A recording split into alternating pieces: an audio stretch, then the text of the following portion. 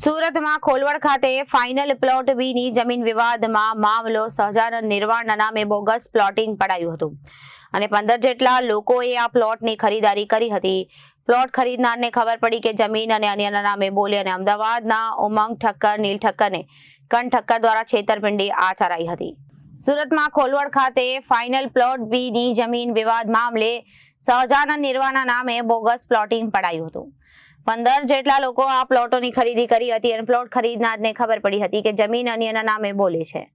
અમદાવાદના ઉમંગ ઠક્કર, નીલ ઠક્કર અને કંઠ ઠક્કર દ્વારા છેતરપિંડી આચરાઈ હતી. પોલીસે સમગ્ર મામલે 9 મહિના બાદ ફરિયાદ દાખલ કરી.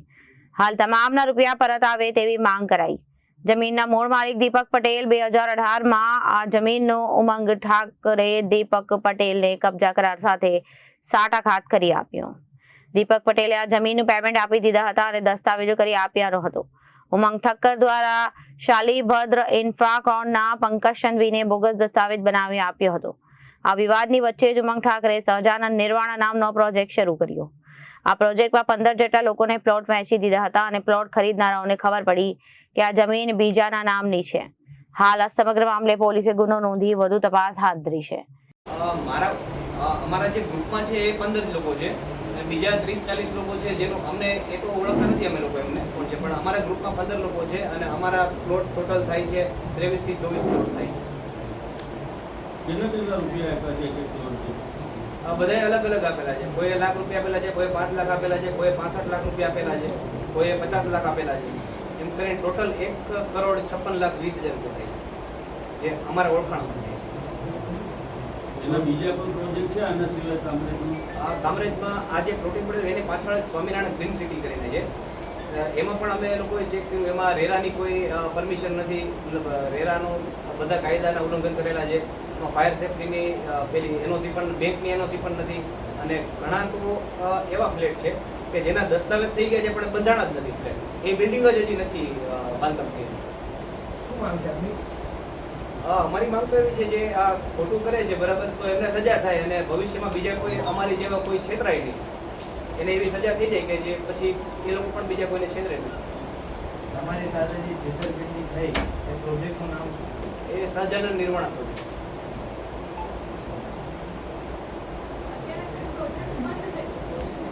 હા, અત્યારે એ પ્રોજેક્ટ બંધ થઈ ગયું છે. અમે ત્યાં પૈસા માંગવા જતા તો પેલા જે લોકો બેસેલા છે એ તો એમ કે અમે જમીન માલિક છીએ અને જે પેલા લોકો હતા જે આ ઉમંગભાઈ ઠક્કર ને એ લોકો તો અહીંયાથી નીકળી ગયા છે.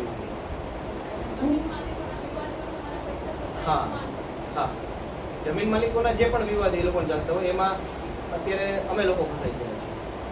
તમારા કેટલા પૈસા ફસાયા છે? તમારા મારા 1 લાખ રૂપિયા પેલા હતા, ટોટલ 25 લાખ રૂપિયા.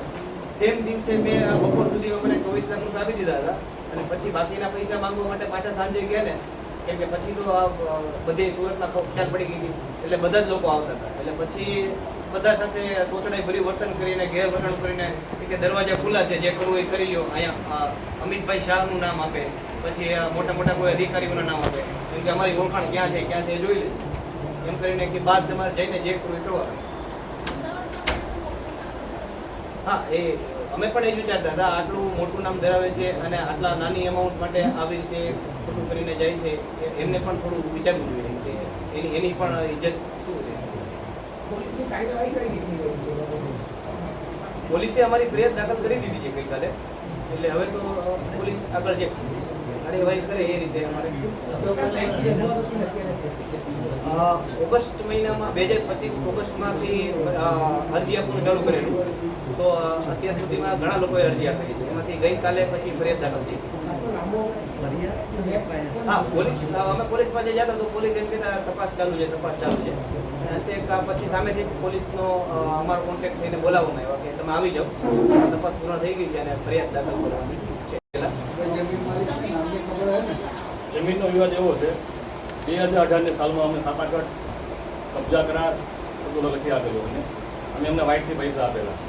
પછી અમે અવારનવાર એમનો કોન્ટેક્ટ કર્યો, તમે જમીનનો દસ્તાવેજ કરી આપો કે આજે કરી આપું, કાલે કરી આપું. વચ્ચે કોરોના કાળ આવ્યો, ખૂબ સમય લંબાણો.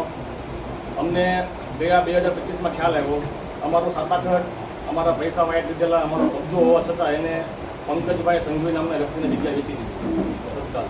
અને આ બંને સમૂહે ભેગા થઈને લોકો પાસેથી પૈસા ઉઘરાવીને ભાગી જવાની ફિરાકમાં એક આ પ્રોજેક્ટનો પ્લાન કર્યો એને લોકો પાસેથી સ્કીમ આપવા માંડ્યા કે એટલા ભાવમાં પ્લોટ છે, તમારે એટલા ટાઈમમાં ડબલ થઈ જાય, સારો ભાવ છે. આ તે સ્કીમ આપીને લોકોના પૈસાને ઉઘરાવી લીધા. જમીનના મૂળ માલિક દીપકભાઈ નાગજીભાઈ પટેલ અને હું એમના પાવરદાર છું અશોકભાઈ જાદવભાઈ માણા. Reporter Arvind Rathod, Janadesh news, Surat.